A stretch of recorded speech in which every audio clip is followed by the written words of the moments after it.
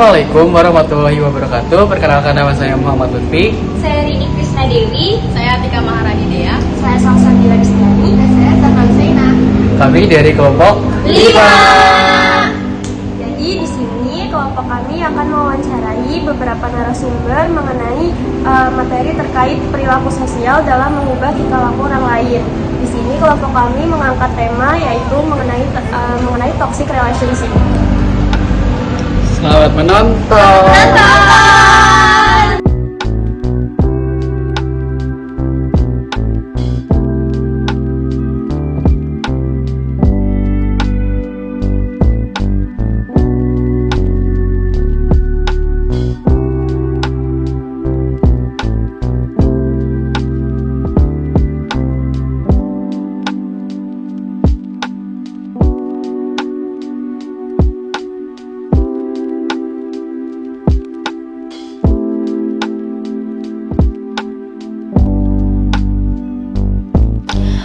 Assalamualaikum warahmatullahi wabarakatuh. Perkenalkan, nama saya Salsa Bila Destiani selaku perwakilan dari kelompok 5 akan mewawancarai mengenai materi pengaruh sosial mengubah tingkah laku orang lain. Kali ini yang akan menjadi topik wawancara adalah apakah hubungan toksik dalam pertemanan atau asmara dapat mengubah tingkah laku dari seseorang. Sebelumnya, izinkan saya memperkenalkan narasumber yang akan saya wawancarai. Halo, perkenalkan, saya Marsyani Sarazita. Saya dari Pendidikan Sosiologi angkatan 2022. Langsung saja kita masuk ke pertanyaan pertama. Oke, Kak Aca. Sebelumnya, apakah Kak Aca pernah memiliki pengalaman dalam hubungan yang toksik? Pernah, mau dari hubungan pertemanan ataupun asmara yang tadi dibilang, itu pernah ngalamin dua-duanya. Baik, jika pernah, boleh nggak ceritain hubungan seperti apa yang Kak Aca jalani waktu itu? Oke, ini secara general aja ya, kalau buat teman sama dulu kisah apa ya dibilang asmara ya tadi. Kalau temen dulu itu ngalamin toksiknya karena ada kita pasti ya kalau misalnya di sekolah itu ada circle kan ya, ada grup temen gitu. Nah dulu tuh udah lama juga sih, itu SMP itu namanya baru masuk dari SD ke SMP, terus kan baru nemu teman-teman baru ya. Dari umur yang segitu juga pasti adaptasinya banyak tuh, kayak teman-teman baru. Terus akhirnya ketemulah sama temen yang mungkin kayak apa ya istilah itu deket karena mungkin apa tuh ospek yang MPLS gitu kan. Nah ya udah tuh akhirnya dari situ deket. Terus abis itu tapi lama-lama kok temen ini nih kayak apa ya, kan satu grup itu gak harus melulu 2 orang atau 3 orang, pasti ada yang banyak kan. Nah ini tuh tipe yang baru masuk terus punya grup terus banyak. Nah itu sekitar 7 atau 8 orang. Nah terus di situ tuh kayak ada yang cuman deketnya sama satu orang ini, jadi kayak dua orang, jadi kepecah belah gitu loh. Nah sedangkan gue tuh nggak deket yang sama siapa-siapa. Nah di situ kayak kalau maksudnya tuh nggak deket sama siapa-siapa tuh kayak nggak deket banget, tapi deket sama semua, ngerti nggak sih? Jadi nggak ada yang deket bangetnya. Nah terus abis itu pas gue kayak apa ya temenan gini, lama-lama temenan, terus kayak si temen gue ini punya pacar. Terus karena gue sering temenan sama dia, sering deket sama dia, jadi lama-lama gue kenal juga dong sama pacarnya. Nah dari situ kadang tuh pacarnya suka ngechat gue dengan nanyain pacarnya ini. Tapi sama temen gue yang cewek ini kayak di apa ya salah paham gitu kalau misalnya si cowoknya tuh mau ngedeketin gue gitu loh. Nah tapi yang disalahin itu bukan cowoknya tapi melainkan gue yang dituduh. Nah dari situ dia cerita tuh ke teman-teman gue yang yang berlapan itu tadi, kalau misalnya gue tuh merebut si cowok ini, pengen macarin juga atau istilahnya suka juga. Nah dari situ gue ngerasa pertemanan gue toksik karena dari situ pas mereka teman gue ngasih tahu ini ke teman-teman yang lain, gue dituduh, gue disindir di grup angkatan, bahkan di grup yang berlapan itu gue disindir kayak di sini ada deh yang suka ngerebut pacar orang gitu-gitu. Terus kayak gue langsung hah kenapa gitu kan, terus gue yang nggak deket sama siapa-siapa di situ, gue mau cerita ke siapa coba kan. Jadi gue kayak bener-bener ngerasa ih gila gue dijahatin banget karena dituduh segitu ya, terus gak ada yang mau dengerin gue juga karena yang didengerin ya teman gue ini doang gitu. Jadi langsung lah gue kayak ya pokoknya itu langsung kayak ngerasa ini toksik banget pertemanan. Terus kayak gue bener-bener dijauhin juga setelah itu, cuman gara-gara itu gak ada yang nanyain gue juga kenapa bisa atau gimana. Jadi kayak udah langsung fokus sama permasalahan itu aja gitu. Jadi gue langsung, karena gue tahu oh yang salah bukan gue loh, melainkan pertemanan gue yang ini. Jadi gue langsung ngejauhin diri gue dari situ gitu. Kalau yang asmara sih sebenarnya nggak jauh beda, maksudnya dari hubungan yang kayak ya lama-lama namanya baru awal pasti indah gitu ya, masih romantis, iya bener. Terus abis itu lama-lama ya toksik karena perbedaan pendapat, tapi lama-lama kok gue dikekang, diposesifin yang benar-benar udah di luar nalar gitu loh. Iya, jadi kayak apa-apa dituduh dengan hal yang gak jelas gitu loh. Maksudnya gue cuman kayak interaksi yang gimana sih kalau temen sekelas gitu kan ngobrol biasa, tapi itu udah kayak wah langsung timbul masalah gitu di hubungan gue. Jadi kayak itu udah nggak sehat banget gitu kalau dari pertemanan sama asmara. Oke, baik. Nah, menurut Kak Aca nih, latar belakang atau penyebab dari toksiknya relationship itu tuh apa? Kalau misalnya dari hubungan pertemanan ya, itu karena dari orang-orangnya pasti ya, kayak gak punya kesadaran aja gitu loh kalau misalnya Mungkin nggak mau ngeliat dari dua sisi. iya benar, nggak mau lihat dari dua sisi. Bahkan dari asmara aja tadi kan yang gue jelasin, kayak dia nuduh gue kalau misalnya gue mungkin terlalu berlebihan interaksi sama cowoknya, mungkin berarti kan itu dia nggak bisa denger apa yang gue rasain gitu loh. Sebenarnya nggak gitu loh. Jadi kayak ya yang latar belakangnya itu pasti orang itu nggak mau tahu gitu loh sisi cerita kita. Terus lama-kelamaan jadi kayak dia yang mendominasi, terus dia yang merasa benar, dia yang paling segalanya. Jadi kayak ya udah gue aja yang kayak istilahnya tuh mimpin hubungan ini gitu. Jadi kayak gue merasa di latar belakangnya maupun dari teman atau kisah asmara itu. Oke. Nah, apakah pengaruh toxic relationship ini mempengaruhi hubungan sosial Kak Aca, atau mungkin ada perilaku Kak Aca yang menjadi berubah gara-gara penyebab perilaku toxic relationship ini? Tentu ada ya, pasti ada, karena istilahnya kalau yang temen itu ngerasa dikucilin banget ya, terus jadi kayak nggak punya siapa-siapa, terus jadi orang yang pendiam juga tiba-tiba, terus kayak istilahnya tuh nggak ditemenin, terus gak ada yang mau nggak ada yang mau nyapa gue aja gitu. Terus akhirnya gue yang mencoba mencari gitu loh, maksudnya gue yang akhirnya menarik diri gue buat ke sebuah pertemanan gitu loh, bukan mereka yang nge-reach out gue, tapi gue yang harus nge-reach out mereka karena ya masalah itu tadi. Terus kalau hubungan asmara pastinya ada juga karena gue jadi lebih pastinya jadi punya trust issue, terus jadi kayak punya istilahnya itu nggak percaya lagi mungkin sama hubungan nanti gue selanjutnya ke depannya, takutnya ketemu orang yang kayak gitu lagi. Jadi kayak ya gitu, dia banyak takutnya, apalagi untuk diri sendiri ya gitu. Oke, betul banget. Terus nih Kak, pastikan waktu ngalamin itu kakak tuh sempat bertahan ya pastinya di dalam hubungan yang toksik itu. Nah, alasan kakak pertahanin hubungan itu tuh apa? Kalau yang temen itu ya, kalau itu sih gue sempat pernah percaya gitu sama satu orang yang gue pernah kayak maksudnya gue nggak tahu dia ngerasa deket sama gue apa enggak, tapi gue tuh ngerasa deket sama dia. Terus abis itu gue kayak ya udah gue mencoba cerita, tapi kayak ya udah. Tadi apa pertanyaannya, maaf ulang. Alasan kakak buat bertahan di hubungan. Nah, terus setelah gue cerita, mungkin kayak gue masih pengen nih ada di lingkup itu, tapi nyatanya tuh ternyata temen gue yang gue percaya ini sama aja gitu loh. Jadi iya malah nyakitin juga. Jadi ya udah akhirnya gue yang memutuskan untuk menarik diri dari hubungan pertemanan itu.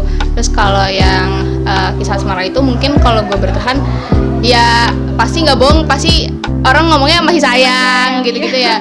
Jadi kayak terus kalau gue waktu itu sempat lama juga ya hubungannya, jadi kayak mertahanin yang masih lama itu gitu-gitu. Jadi kayak rasanya sayang nih udah lama, terus ya sebenarnya masih sayang juga tapi mungkin belum ada waktu yang ini nih waktunya gue putus. Tau kan kalau cewek tuh udah pasti kayak ngerasa ini kalau gue udah capek banget baru gue bisa putus ya. Jadi kayak gue belum ketemu titik itu loh pada saat itu, tapi akhirnya pas gue nemu, gue ngerasa oh ini gue udah nggak bisa lagi saat ini, udah akhirnya gue putus pada saat itu. Oke. Terus nih Kak, gimana cara Kakak ngehindar agar nggak kejebak dalam lingkungan yang kayak gitu lagi? Mungkin kayak biar nggak kejebak di pertemanan yang toksik atau hubungan yang toksik dalam asmara. Kayak kalau misalnya temen, kita kan tadi pasti kalau misalnya mau berteman ya sama satu grup atau beberapa orang itu nggak pasti langsung ada gitu, maksudnya langsung tiba-tiba ada di grup itu gitu. Jadi pasti kita udah kenal dulu lah satu sama lain. Nah sayangnya gue pada saat itu gue tuh langsung percaya sama orang itu semua, kayak gue ngerasa mereka loh temen gue, tapi nyatanya kan enggak. Nah pada saat itu gue mulai belajar kalau gue nggak bisa sepercaya itu langsung sama orang lain. Gue harus mulai milih temen yang itulah sahabat atau bukan gitu loh. Kayak kalau misalnya udah nih nemu nih temen, oke, gue akan berusaha baik sama lu, gue akan ya temenan kayak biasa aja, tapi gue nggak akan percaya atau nganggep kayak sahabat kayak gitu lagi gitu, ngerti sih? Kayak udah nggak sepercaya itu lagi, kayak Kepercayaannya menurun. iya kayak menjaga batas aja gitu loh, biar mungkin gue nggak terjadi lagi hal yang kayak gitu. Jadi dari masalah itu gue tuh bener-bener banyak belajar banget. Pokoknya gue kayak temenan, temenan gue dekat sama ini tapi gue nggak ada yang anggap percaya, maksudnya nggak sepercaya itu adalah sahabat sekarang, tapi itu cuma satu atau dua orang aja, karena mungkin dulu gue kayak nganggap semuanya temen gue. Iya, jadi itu sih dari situ. Nah kalau pacar atau hubungan asmara itu kan kayak itu udah intimate ya, maksudnya udah satu orang aja nih yang bakal kita terus hubungin, terus kenal, terus akrab. Nah itu nggak mungkin kita juga langsung percaya. Nah pada saat itu kasusnya sama sih menurut gue, kayak temen. Jadi gue tuh kenal baru cepet banget, terus udah langsung main pacaran, terus main pokoknya percaya sama-sama udah kayak gitulah. Yang temenan juga gitu kan, udah saling percaya, tapi nyatanya kan gue kayak disakitin gitu kan. Iya, dikecewain. Jadi pas saya pacaran ini ya udah sama aja, berarti gimana caranya lu bisa kenal ini orang lebih lama lagi, bisa tahu sifat depan belakangnya dia kayak gimana, kalau misalnya keseharian dia kayak gimana, itu pokoknya lu harus tahu deh. Kayak nggak bisa lu main cepet-cepet sama dia, kan ada istilahnya PDKT ya. Nah PDKT udah nggak mungkin secepat itu lagi, karena kita nggak bisa nilai orang tuh dari secepat itu, apalagi buat hubungan asmara ya. Butuh waktu berarti ya Kak? Butuh waktu.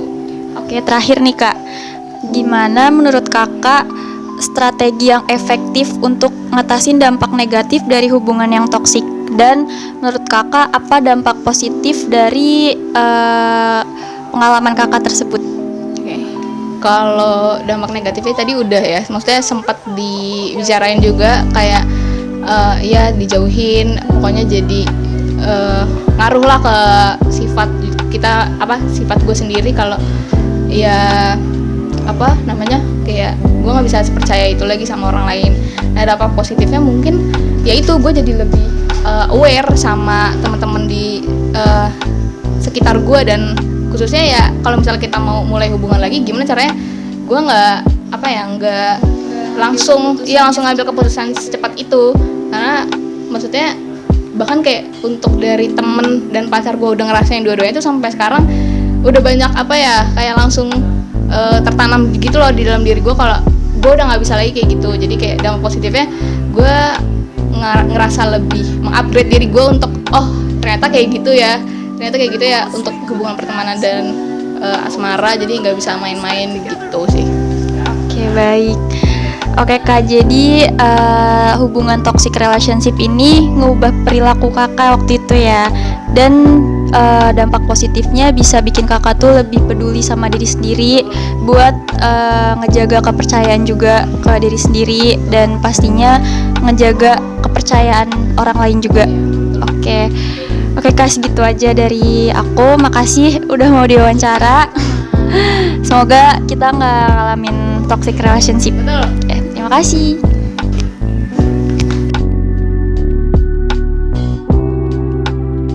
Assalamualaikum warahmatullahi wabarakatuh. Perkenalkan, nama saya Atika Maharani Dea dari kelompok 5. Kali ini saya akan mewawancarai narasumber saya terkait dengan materi tentang pengaruh sosial dalam mengubah tingkah laku orang lain dengan mengambil topik toxic relationship dalam hubungan pertemanan, asmara, dan keluarga yang dapat mengubah perilaku seseorang. Sebelumnya, boleh perkenalan dulu, Kak? Perkenalkan, nama saya. Terima kasih. Langsung ke pertanyaan pertama. Pertanyaan pertama itu, apakah sebelumnya kakak pernah memiliki pengalaman dalam hubungan yang toksik? Ya, pernah di hubungan asmara.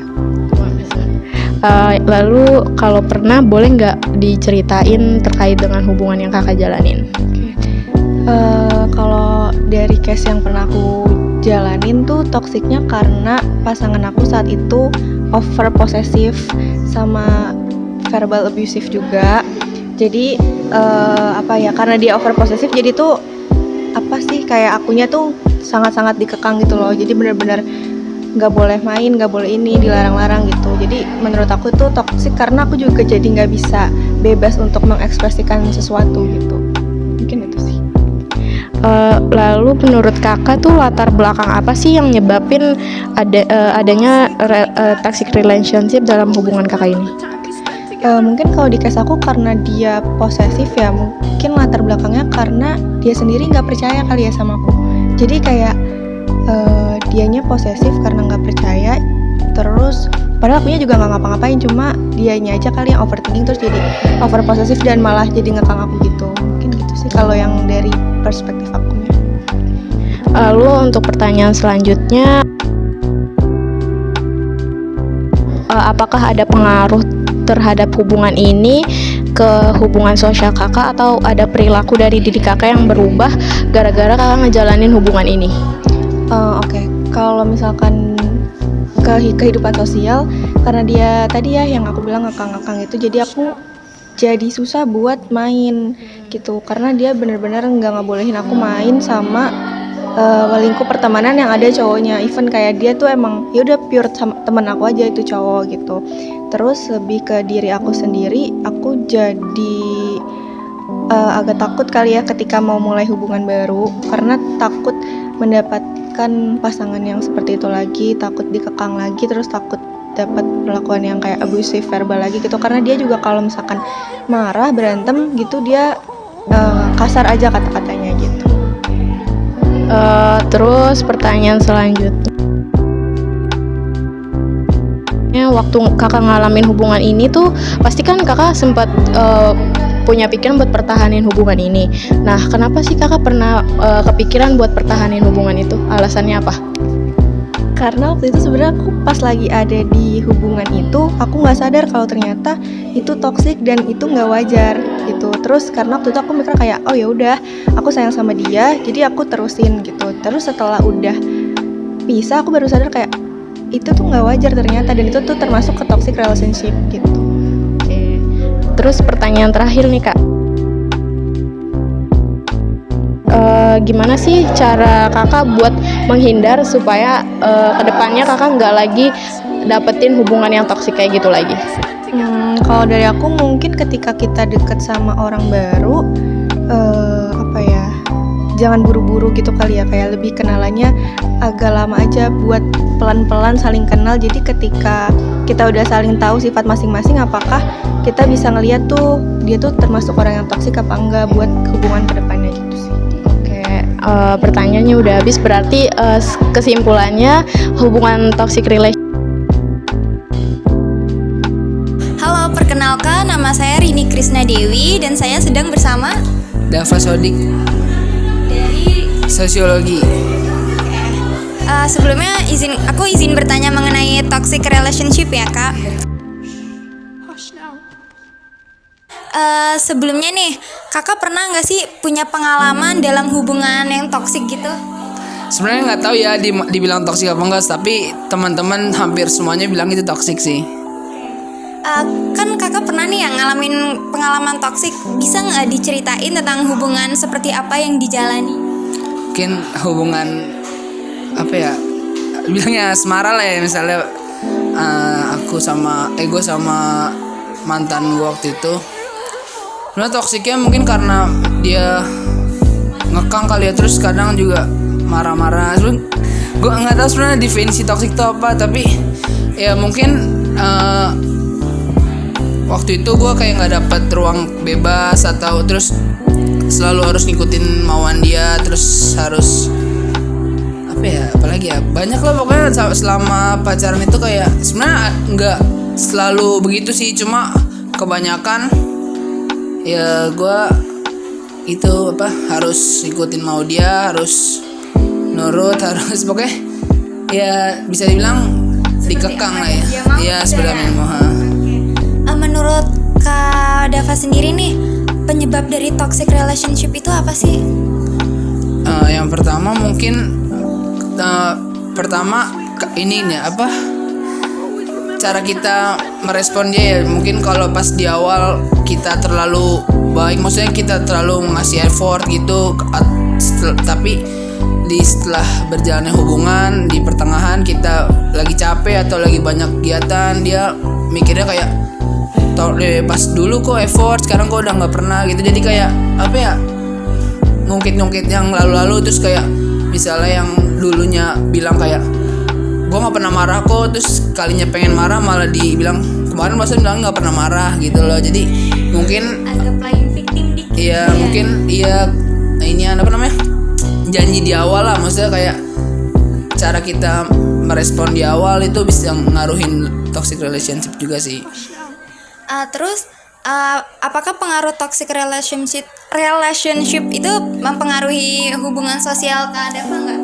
Ngaruh sebenarnya ya, ngaruh sih, karena kan kata toxic itu juga dapat dari teman kan. Maksudnya banyak orang yang bilang itu toxic karena mungkin kalau dulunya sebelum berhubungan sering main, sering keluar, tapi pas lagi berhubungan gue kayak nggak pernah keluar, atau sekalinya keluar tuh pulang duluan, datang belakangan pulang duluan, atau kalau ada pertemuan juga nggak pernah hadir, izin terus juga ya setiap main izin nggak bisa terus. Jadi itu mengaruh sih. Jadi terus orang-orang juga mikirnya gue kayak kok gak kayak dulu, biasanya dulu main gitu. Jadi ngaruh sih. Berarti perilaku dari Kak Niko sendiri yang berubah tuh kayak terbatasnya waktu untuk melakukan kegiatan sehari-hari ya Kak? Iya, waktu untuk buat teman, buat keluarga juga kadang-kadang jarang didapetin karena hampir setiap hari pergi sama pasangan gitu. Dan dan kalau mau main pun harus izin, harus tanya dulu boleh apa nggak main. Kalau nggak boleh ya udah nggak main gitu. Jadi benar-benar terbatas banget ya Kak. Nah, waktu ngalamin hubungan itu pasti kan kakak sempat bertahan di dalam hubungan tersebut kan. Nah, alasannya kakak mempertahankan atau bertahan di hubungan itu apa sih?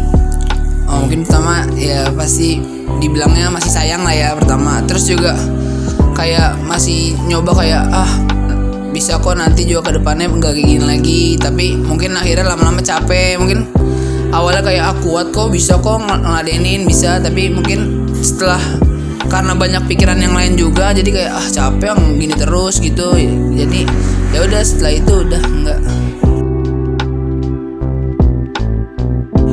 Terus gimana cara Kak Dava menghindar agar tidak terjebak dalam lingkungan seperti itu lagi? Ya sebenarnya udahan sih kalau menghindar ya. Kalau ditanya menghindar kan soalnya kan ini hubungan asmara ya, atau hubungan dua orang ya.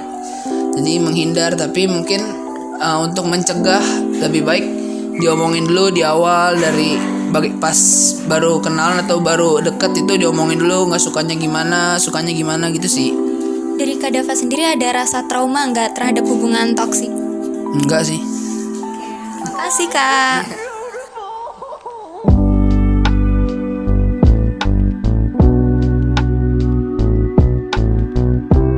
Assalamualaikum warahmatullahi wabarakatuh. Nama saya Salsabila Istiani dari Pendidikan Sosiologi Angkatan 2023. Selaku perwakilan dari kelompok 5. Di sini saya akan mewawancarai salah satu narasumber saya mengenai materi pengaruh sosial dalam mengubah tingkah laku orang lain. Di sini kelompok kami akan membahas terkait toxic relationship dalam hubungan pertemanan, asmara atau keluarga dari narasumber yang akan kami wawancara. Sebelum dimulai wawancara, ada baiknya kita perkenalan dulu dengan siapa, dari universitas mana, dan semester berapa. Oke, halo, kenalin, nama aku Ilham. Aku dari Universitas Diponegoro, sekarang lagi semester 4. Oke, baik Ilham, langsung aja kita ke pertanyaan pertama ya.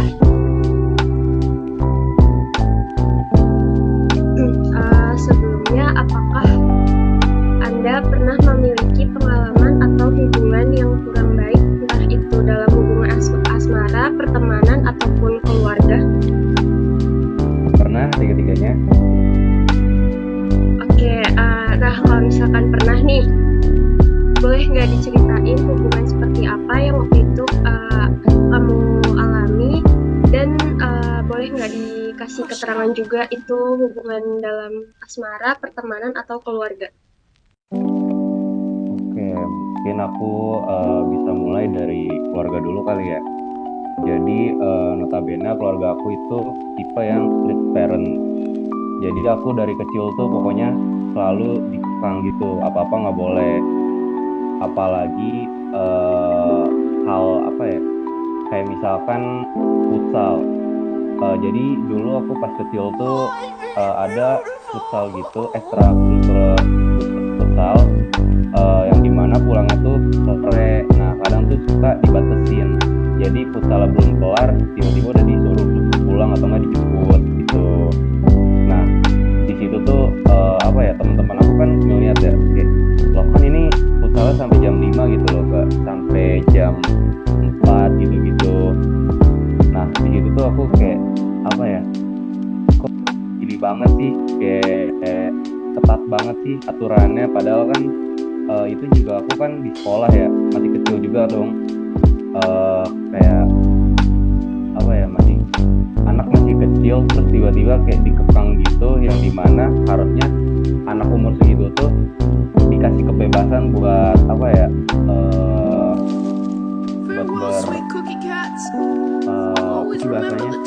Buat bergaul lah ya. Buat bergaul kayak gitu. Nah ini tuh malah dikekang gitu. Terus itu contoh hal kecilnya. Kalau misalkan di keluarga, menurut aku itu akan jadi sebuah hal yang buruk ketika kita dewasa gitu. Ketika kita mulai memasuki usia remaja, misal di usia remaja waktu SMP lah. Nah di situ tuh aku kayak karena terlalu sering dikekang, nah aku jadi apa ya, jadi ngebangkang. Misalnya aku keluar sekolah tuh jam 2 siang. Nah di situ cara ngebangkang aku tuh mulainya dari pelan-pelan dulu sampai kayak yang brutal banget. Misalnya jam 2 pulang sekolah, terus kebetulan aku juga waktu itu ikut ekskul basket sama futsal di SMP. Cuman ya tetap aja kayak gitu peraturannya, pokoknya pulangnya harus cepet jam 4, gak boleh lebih dari jam 4. Di situ aku mulai ngebangkang kayak loh kan ini kelarnya tuh jam 5 gitu loh, kenapa harus buru-buru, sedangkan aku kan cuma di sekolah doang. Nah dari situ timbul deh tuh rasa perlawanan diri ke orang tua. Aku mulai berani kayak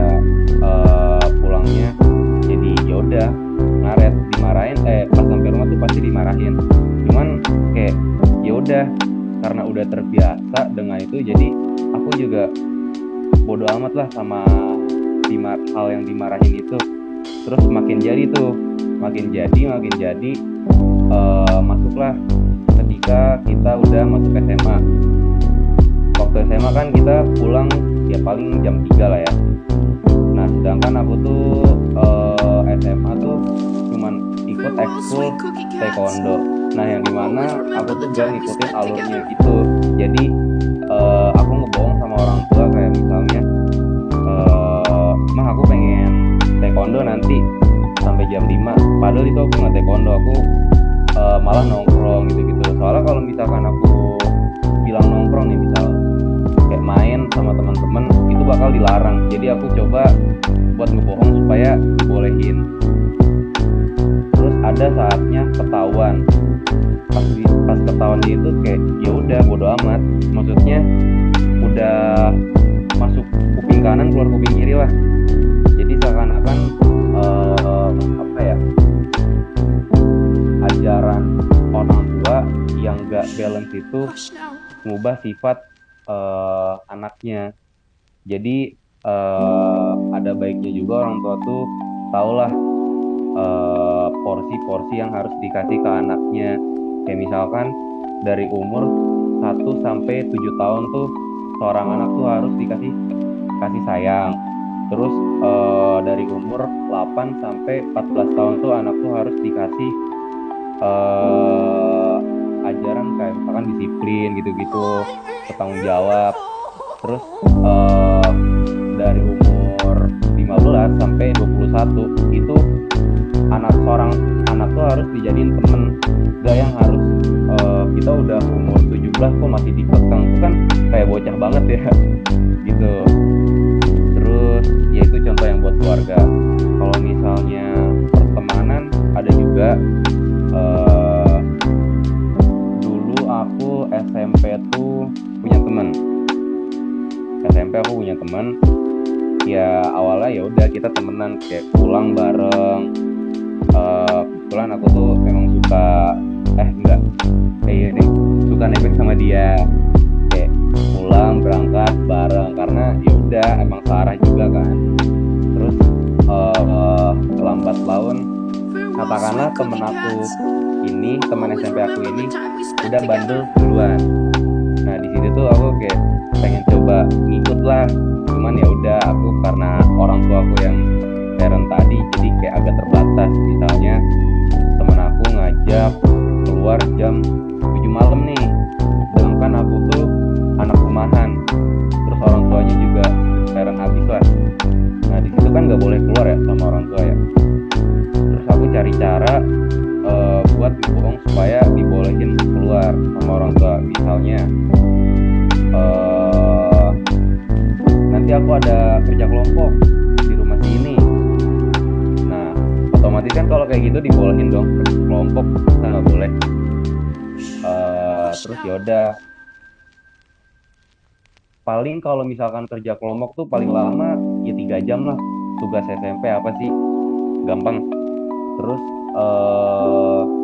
pas misalkan udah dari jam 4 harusnya pulang jam 6 nih, jam 6. Nah di situ tuh mulai tuh kayak orang tua nelponin.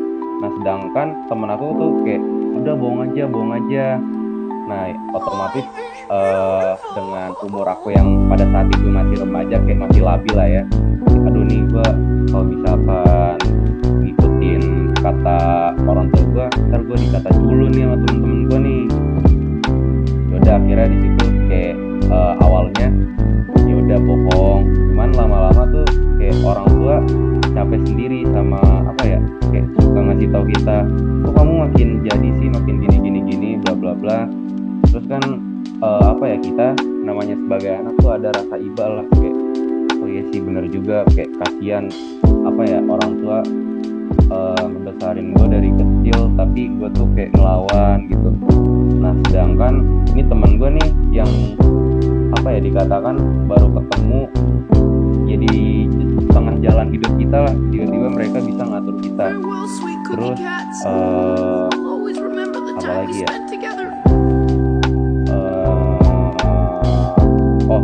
nah timbul permasalahannya itu ketika aku mulai ngikutin kata orang tua. Nah otomatis kayak temen yang kayak ngajak kayak yang nyuruh-nyuruh buat bohong, buat kayak ngajak main, kayak otomatis itu aku tolak. Kayak udah, misalkan temen aku ada yang ngajak keluar ya malam lah, kayak keluar main, aku lebih ngikutin kata orang tua nih. Kayak gak boleh gua sama orang tua gua. Nah di situ tuh temen tuh kayak apa sih lu culun banget. Nah di situ aku balas lah, bodo amat. Nah di situ tuh apa ya, karena kita umurnya masih remaja, jadi emosi itu belum ada apa sih, belum bisa kontrol emosi lah. Jadi di satu sisi lain aku kesel, dia juga kesel nih, sama-sama kesel dong kita. Terus ya udah di situ kayak apa, berantem gitu, kayak gak jelas, padahal itu sepele kan. Yang dimana tuh ya lo masa kayak gitu dong berantem. Nah di situ tuh yang ngebuat aku sama teman aku yang saat itu jadi renggang. Tuh.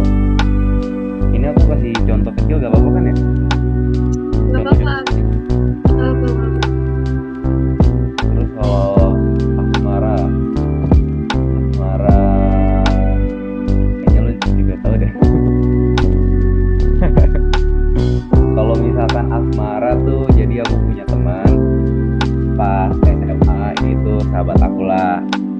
Itu sahabat aku kayak yang suka duluan tuh dia.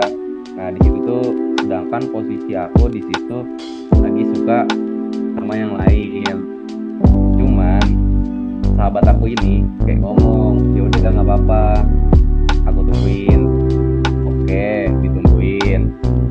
Terus ternyata aku sama yang lagi aku deketin tuh gak jelas gitu, gak jelas. Akhirnya kayak dilema dong. Di satu sisi lain soalnya aku mikir juga, aduh kalau misalkan gue pacarin temen sendiri ntar malah canggung gak sih, kayak gitu kan. Terus akhirnya ya udahlah, karena dia udah apa ya, kasih effort gede juga, kayak jatuhnya apa ya, lebih ke kasihan sih. Itu ya itu jahat sih emang. Cuman ya mau gimana. Terus akhirnya ya udah, kita awalnya tuh ya udah fine aja, kayak pasangan normal lah, baik-baik aja. Cuman lama-lama tuh kayak karena kita hubungannya LDR, aku di Semarang, dia di Jogja. Apa ya, buat ketemu tuh kan susah ya, meskipun ya bisa-bisa aja sih sebenarnya. Cuman karena kebetulan aku juga ikut Ormawa di kampus juga, jadi agak susah gitu loh buat bagi waktu. Apalagi kalau misalkan tiba-tiba dia lagi ya pengen ketemu nih, sedangkan aku nggak bisa.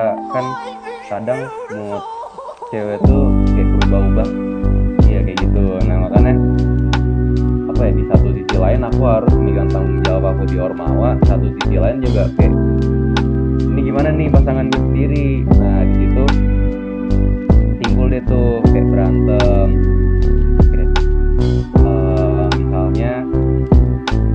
misalnya kayak gini, aku lagi rapat nih, aku tuh tipe yang gak mau diganggu kalau misalkan lagi rapat. Mau notif siapapun aku diemin. Nah suatu saat mantan aku ini kayak ngechat, kok nggak dibales, kayak bla bla bla bla bla bla. Terus ya udah aku diemin dong. Pas kelar rapat baru aku pulang, baru aku bales. Nah di situ tuh jadi sebuah perkelahian lah di antara kita. Kayak apa ya, aku ngejelasin ke dia, kan aku lagi rapat, aku tuh nggak bisa, aku tuh bukan tipe orang yang apa ya, bisa ngelakuin dua hal sekaligus, jadi harus satu-satu dulu. Kalau misalnya apa ya, dia ngomong, emang kalau ngechat itu ngeganggu banget apa, kan kamu tinggal balas, kayak udah seenggaknya aku tahu kabar kamu. Nah sedangkan ya aku paham sih maksud dia kayak gimana, cuman aku tuh nggak bisa gitu loh. Kalau misalnya udah rapat pokoknya nggak bisa diganggu gugat, agak egois sih.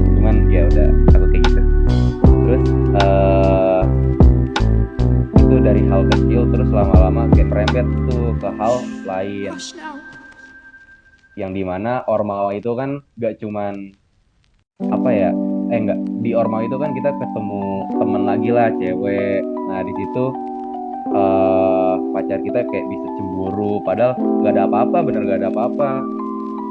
Ada di waktu itu aku pernah ada di posisi lagi prokeran. Nah kebetulan aku satu divisi sama cewek lah. Cuman pacar aku tuh nggak suka sama cewek itu karena aku sempat cerita ke dia kayak gini-gini loh ceweknya, ya kurang lah maksudnya. Terus jadi kalau misalkan aku rapat nih sama temen aku yang Ormawa itu, kadang cewek aku tuh kayak, kamu berangkat sama siapa?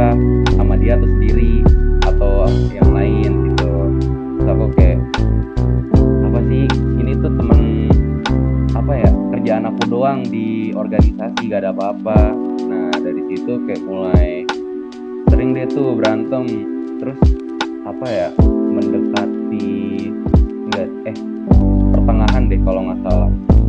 Pertengahan berjalannya kabinet aku tuh kayak udah capek gitu loh, kayak harus ngebagi waktu Ormawa sama mantan aku yang itu. Terus otomatis aku mikir kayak ini Ormawa kan apa ya, aku ngikutin Ormawa buat ngembangin diri, kayak buat jadi lebih baik lah, itu umumnya. Sedangkan aku ini menurut pemikiran aku doang ya, jadi nggak bisa disamain ratain. Sedangkan menurut aku itu kalau misalkan pacar apa ya, katakanlah hal terburuknya misalnya dia selingkuh, kayak apa ya, pacar tuh menurut aku itu hal yang nggak pasti. Kalau misalkan Ormawa itu hal yang pasti, karena kita pasti bakal dapat insight kayak skill-skillnya yang pernah kita dalemin di Ormawa tuh apa aja kayak gitu. Jadi kalau misalnya kata orang, aku tuh orangnya terlalu idealis. Jadi apa ya, terlalu mentingin diri sendiri, kayak misalnya apa ya, yaitu kayak gitu rapat tadi gitu. Misalnya aku lagi rapat, ya udah jangan ganggu aku. Ini soalnya baik loh buat aku, buat acara aku. Jadi jangan diganggu dulu, kayak gitu. Sesimpel itu sih sebenarnya. Udah. Oke, lanjut ke pertanyaan kedua ya. Menurut kamu nih Am, kira-kira ada nggak kayak latar belakang dari penyebabnya toxic relationship yang kamu alamin? Maksudnya kayak misalkan dari pacar ya, entah itu mungkin dari pasangan kamu dulu ada sesuatu yang bikin dia akhirnya jadi toxic ke kamu, atau dari temen gitu mungkin, atau keluarga juga mungkin ada. Kira-kira apa latar belakangnya Yang ngebuat pasangan kita jadi toxic gitu? Ya itu tadi sih sebenarnya udah aku jelasin juga. Yang ngebuat dia toxic itu apa ya, sebenarnya lebih ke ketakutan dia sendiri sih. Kayak aku pengen kesini, tiba-tiba kayak dia ada cewek, atau kayak sama siapa aja, berangkat sama siapa. Itu tuh sebenarnya bisa membuat hubungan toksik, karena apa ya, ya udah santai aja jalanin hubungan tuh, kayak gak usah yang dikekang banget lah, ribet menurut aku kalau kayak gitu. Apalagi ya aku pernah dengar juga dari sudut pandang dia, karena kita LDR jadi aku harus tahu kamu sama siapa, kamu di mana. Ya emang kayak gitu, cuman menurut aku apa ya, itu tetap aja ribet gitu loh. Kita lihat deh orang tua yang LDR, misalkan seorang ibu yang hidupnya cuman jadi ibu rumah tangga, terus suaminya tuh kerja di luar kota.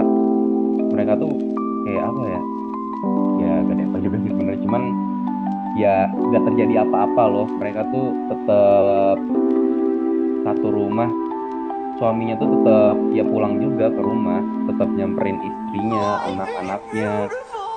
Sebenarnya simpelnya kayak gitu kalau dalam sebuah hubungan asmara ya, kayak gitu.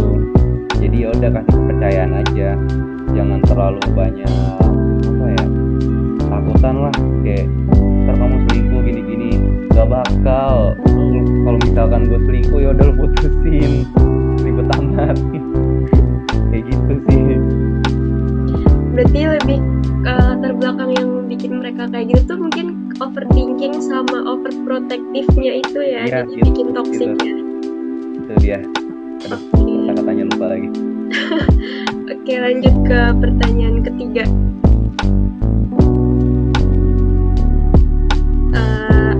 Menurut kamu nih pengaruh dari toxic relationship ini berpengaruh nggak di hubungan sosial kamu? Maksudnya kayak dampaknya, misalkan kayak mungkin kalau tadi toxic di keluarga itu kan bikin kamu jadi jarang bergaul sama teman-teman, terus kayak jadi terbatas waktunya buat main keluar gitu ya. Terus kalau sama temen mungkin dampaknya tuh bikin kamu jadi renggang sama teman gitu. Nah, kalau misalkan sama pacar nih mungkin ada nggak dampak yang signifikan banget, entah itu kamu jadi ngejauh dari lingkungan sosial kamu atau gimana gitu. Dampak, berarti dampak dari akunya ya? Dampak apa ya, dampak dari aku mungkin lebih ke apa ya, aku tuh lebih ke nahan diri gitu loh, tapi buat teman-teman aku yang cewek doang. Jadi kalau misalnya ada cewek nih, temen kerja aku lah, temen Ormawa, kayak misalkan ya aku tahu tujuan mereka tuh cuma kayak kenalan, lihat sama temenan, udah itu doang, gak lebih. Cuman aku jadi apa ya, hiperbola sendiri kayak, aduh ntar kalau misalkan gua temenan sama dia ribet lagi nih cewek gua. Jadi ya udah, itu jadi ya kata-katanya, jadi nahan diri aja kayak gitu. Kayak ngebatasin diri ya dari Ngebatasin cewek-cewek. diri gitu. Oke, terus pertanyaan selanjutnya nih. Apa sih yang bikin kamu tuh sempat bertahan di hubungan yang toksik itu? Kasian. Kasiannya karena apa? Nggak enak atau gimana? Apa ya, aku bisa bilang kasihan karena pertama dia tuh temen aku, kedua dia tuh apa ya, pokoknya hal-hal yang aku lakuin sama dia kayak dia tuh selalu ngasih effort gede lah. Jadi aku kayak ngeliatnya juga, wah gede itu loh dia sayang sama gua kayak gitu. Itu yang membuat aku tahan. Terus di satu sisi lain juga apa ya, aku orangnya gak enakan gitu.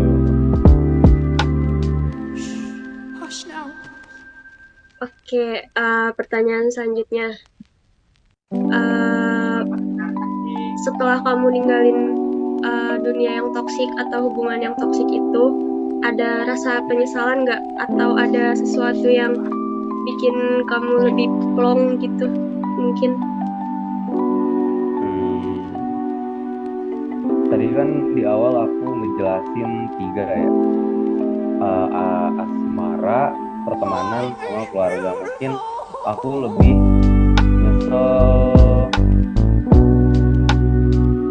nyesel di hubungan asmara karena bukan nyesel ini ya, bukan nyesel dari akunya, maksudnya nyeselnya tuh kayak harusnya aku tuh gak ngelakuin hubungan ini loh sama dia. Jadi pertemanan kan pecah, itu kalau buat yang asmara.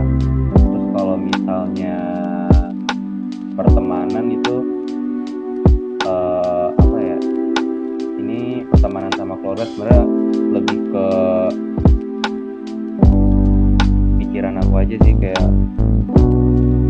aduh coba gue dulu bisa ngasih kepercayaan ke orang tua gue, pasti gue bakal kayak gini-gini. Terus kalau misalkan temen tuh coba dulu gue bisa atur emosi, pasti gue masih temenan sama dia gitu. Kalau misalkan ditanya plong atau enggak, ya plong aja sih, ikhlas aja lah sama yang udah lewat.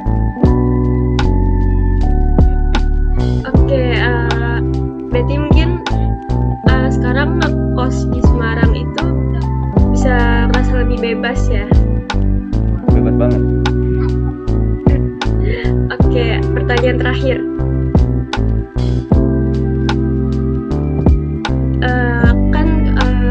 Udah ngalamin nih hubungan toksik di keluarga, pertemanan, sama di asmara.